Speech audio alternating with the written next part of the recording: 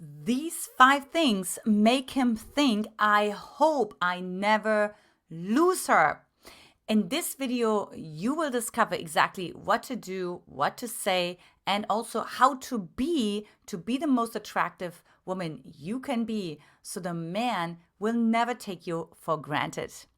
Now, if you want to learn how to be the most attractive woman you can be, then comment into the section, I am ready.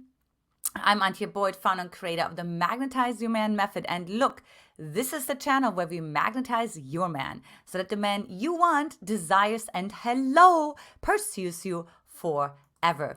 Now, if you like anything about what I wear, what I share, or my background, do me a favor and give it a like. And also don't forget to hit that lovely subscribe bell so you get notified for more juicy videos coming your way.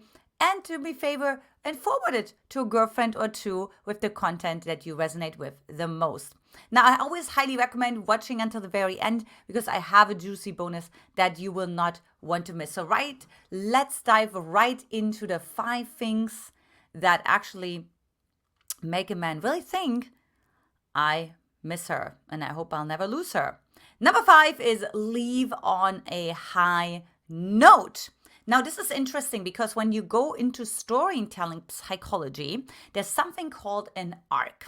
And so what happens is you build the tension in the story, and then at the height of the arc, right? Like that's when you want to leave, right? You really want to leave him hanging, wanting more. So when you go out to a great restaurant, if you have a great evening with him, don't wait. Don't be the last one to leave the party.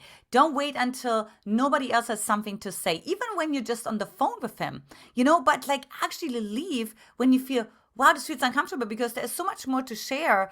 Like that's when you say, you know what, this has been such an incredible conversation. Really enjoyed the evening with you.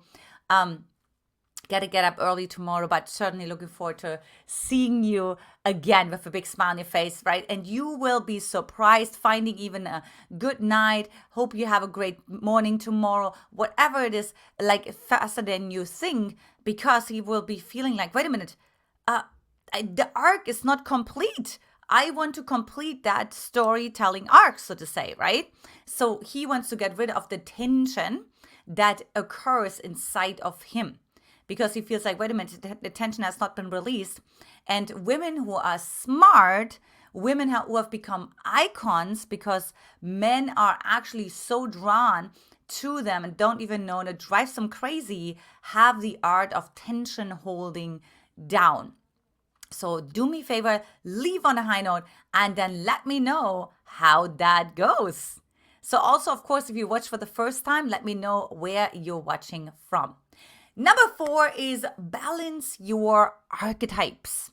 So every woman has different energies inside of herself, right? She has a more queenly part. She has a very playful part. She has a wild, untamed part. She has a sensual part, and so on. So we have all those different parts inside of ourselves. However, we most often just show 2 of those energies when we're on a date. So maybe we're really leading with the warrior as like, look at me, I'm the badass boss bitch, right? Like I got it all together. I make $1 million a year, whatever the case may be. So you're showing up and leading with the warrioress. But unfortunately, that just attracts the warrior inside of him. And now you're more like colleagues versus lovers, right? Not really attractive. However, you want to have that be part of it because you don't want to just be the helpless little girl that doesn't have anything together, right? That doesn't have her life figured out. So you want to find the right balance, okay? Because it's true, right? If you're just helpless and the man always needs to rescue you and he always needs to save you and you can't figure out anything yourself, that's not attractive either, right? So you really want to find the right balance there and show as many archetypes as you possibly can, because that also brings out the different energies inside of him, right? So if you're untamed, he's going to ask himself, where's my untamed part, right? If you're goofy, he's going to ask himself, where's my goofy part? So he's going to feel like he's discovered so much about himself when he goes on a date with you after he had a phone conversation or Skype or whatever, Zoom call with you, and he will feel like, I hope I'll never lose her, because it's this never-ending discovery with her. Number 3 is be self-oriented. And I know what you want to say because you think, wait, the more I focus on other people, on other men, the more they're going to focus on me, right? So whatever I send out, I get back. However, in dating, that's not necessarily true, because what really is true is that the quality of men that you attract into your life is directly proportional to the relationship you have to yourself. So if you find that men take you for granted, they don't respect you, they put other things and other people first, right? And you're not the priority, it oftentimes leads back to you're not putting yourself first, right? You're not self-oriented. You're other-oriented. Now, what happens is when you are other-oriented, you focus on the other person. You send all your thoughts, your emotions, your energy away from you. And then you teach unconsciously the man to send that away from you, right? To keep the emotions, the energy, the investment away from you, because you're not investing in yourself either. However, and this is really interesting, I was actually had a friend, like, gosh, several years ago, and she was just investing in herself. And she didn't really necessarily have a lot of money, but the money that she had, she invested in herself, like in nice lingerie, right? In a nice purse and all those things.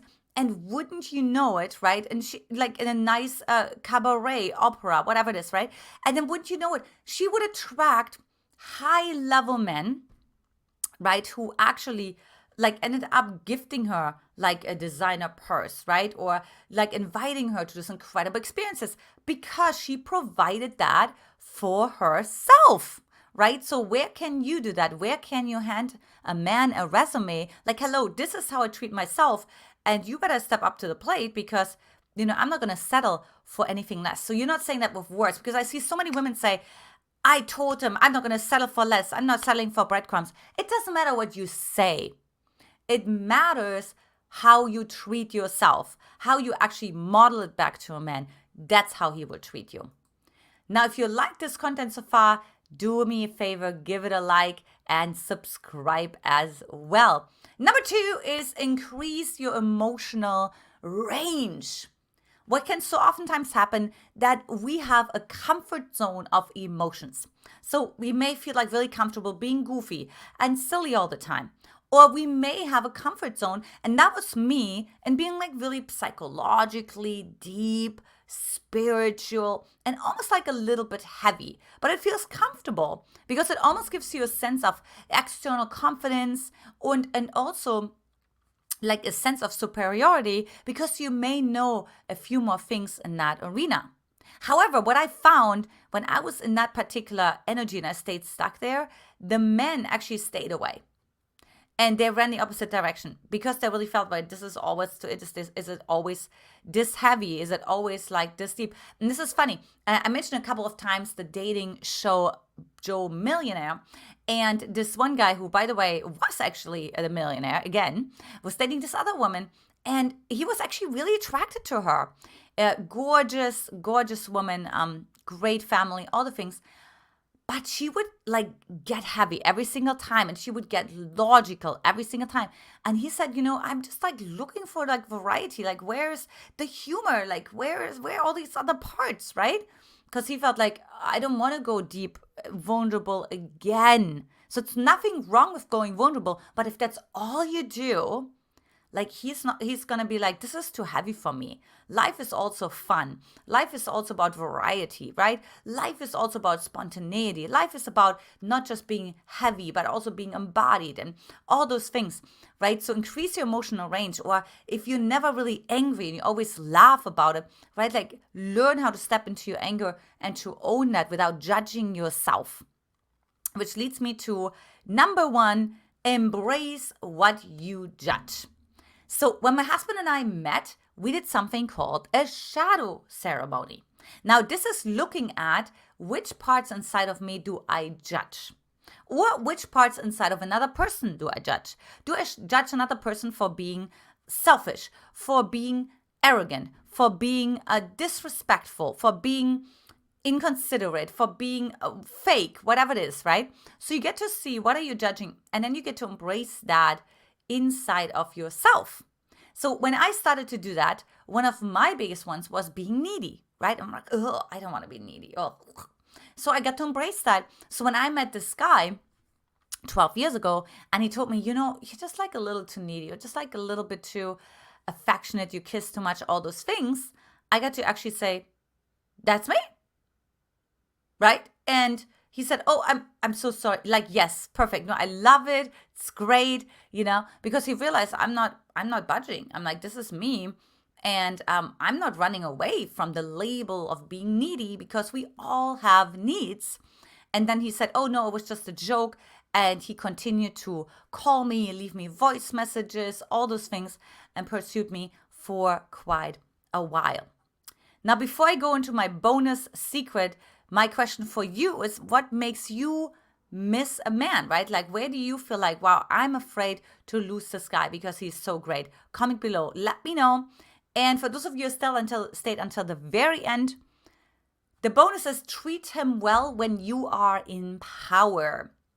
What can oftentimes happen is when you grew up with an emotionally unavailable parent, when you gave all your power away, when you didn't get your needs met, you actually wait for the moment when you are in power, because then you will actually abuse your power. The same degree to which your parents abused their power or your ex-partner abused their power, right?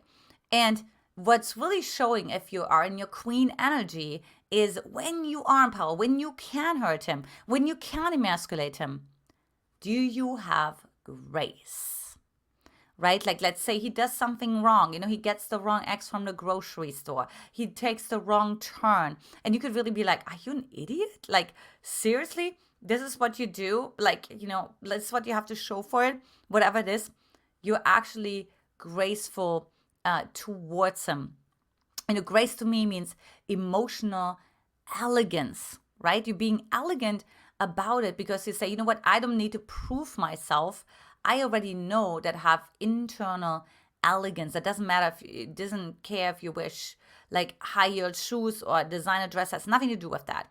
I'm talking about internal elegance. It's highly attractive, and it will make him think like, I hope I will never lose her, because it gives me room to mess up, not on purpose, but it allows me to be imperfect, which we all are. We all have flaws. So I can leave my walls down with her. I can be myself. I can let go, and he will want to continue to date you. Now, if you want to discover a 30-second trick on how to make any man desire you, then hop on over to triggersdesire.com. The link is also in the description below. And if you haven't done so already, watch next 5 real reasons why men respond to distance in love. Lots of love to you, ladies, and I will talk to you in the next video. Take care. Bye-bye.